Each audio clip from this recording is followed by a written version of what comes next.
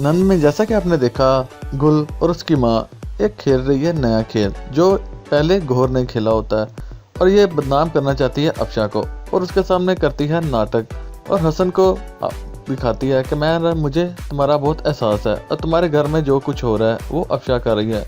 और अफशा तो वहाँ सोई होती है और उसकी माँ ये कहती है कि ये सब कुछ अफशा ने किया है और तुम्हारी माँ की कातिल भी वही है, क्योंकि ये तो उसे बदनाम करना चाहती है। ये खुद तवीत उसके सराहने रख के और उसे बदनाम करना चाहती है और ऊपर से मुलाजमे को भी बुला लेती है और उससे भी यही कहती है कि बताओ हसन को। तो जब हसन पूछता है तो वो कहती है हाँ, क्योंकि इसने तो जो देखा वही बताया होता है, क्योंकि इन्होंने इसे पैसे भी दिए होते हैं और इसलिए ये बातें भी इनकी करती है। इसे यकीन नहीं होता कि अफशा ऐसी है नुकरानी को, लेकिन फिर भी वो बोल देती है और ये बात सुनकर हसन बहुत परेशान होता है। और साथ ही गुल कहती है कि मैं हसन को छोड़कर कहीं नहीं जाऊंगी। जैसे ही हसन जाता है तो उसकी माँ और गुल बहुत खुश होती हैं और कहती है तीर लग गया निशाने पे और जो हम चाहती थी वही हुआ। उधर उमर बहुत गुस्से में होता है और गुल को फोन करता है और कहता है पहले मामी बहुत अच्छी थी, अब वो बुरी हो गई है, और उसे बहुत गुस्सा आता है। उधर राबी जहांगीर को बताती है कि उमर का नानू के घर जाने को दिल चाह रहा था और इसलिए वो बहुत परेशान है और बहुत गुस्से में है। और साथ ही गौहर का पूछती है तो वो कहता है कि वो भी अब ठीक है और कहती है कि मैं तो दुआई करती हूँ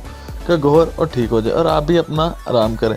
और ये सारी बातें सुन लेता है उमर और उमर अपने बाप से कहता है क्या मेरी माँ जिंदा है और मैं उससे मिलना चाहता हूँ। तो जहांगीर उमर को कहता है कि तुम अभी अपनी अम्मी से नहीं मिल सकते, जब वो ठीक हो जाएगी तो मैं तुम्हें खुद ही मिलाऊंगा। लेकिन उमर है कि वो जिद करता है और कहता है कि अगर आप लोग मुझे ना मिलानेंगे तो मैं ये घर छोड़कर चला जाऊंगा और राबी के साथ बदतमीजी करता है। इसी बात को जहांगीर लेकर बहुत गुस्से में होता है और उसे डांटता है। उधर ये माँ बेटी फिर चालों पे चलती हैं चालें और अफशा को इस घर से निकालना चाहती है और इस घर पे कब्जा करना चाहती है। और साथ ही उसकी माँ कहती है तुम परेशान ना हो, और गुल कहती है मैं तो उस मौके का इंतजार कर रही हूँ जब अफशा इस घर से जाएगी। उधर हसन मन ही मन में सोच रहा था कि भाभी ऐसी नहीं है, ये सब लोग इल्ज़ाम लगा रहे हैं और मुलाजमा को बुलाते हैं और वो भी यही कहती कि मैंने जो सुना वही मैंने आपको बताया और मुझे कुछ पता नहीं है, और उसे कहता है जाओ। और हसन उसी बात को लेकर बहुत परेशान होता है। ऊपर से फ़ोन आ जाता है साकिब का और वो उसे कहता है कि मैं तुम्हारा इंतज़ार कर रहा हूँ हॉस्पिटल में।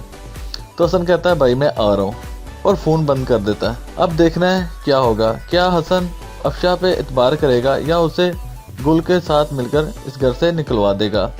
उधर जहांगीर उमर को कहता है कि तुम मेरे अच्छे बेटे और मैं तुमसे माफ़ी मांगता हूँ कि मैंने तुम्हें डांटा, और जब तुम्हारी मामा ठीक होगी तो मैं तुम्हें साथ लेकर जाऊँगा।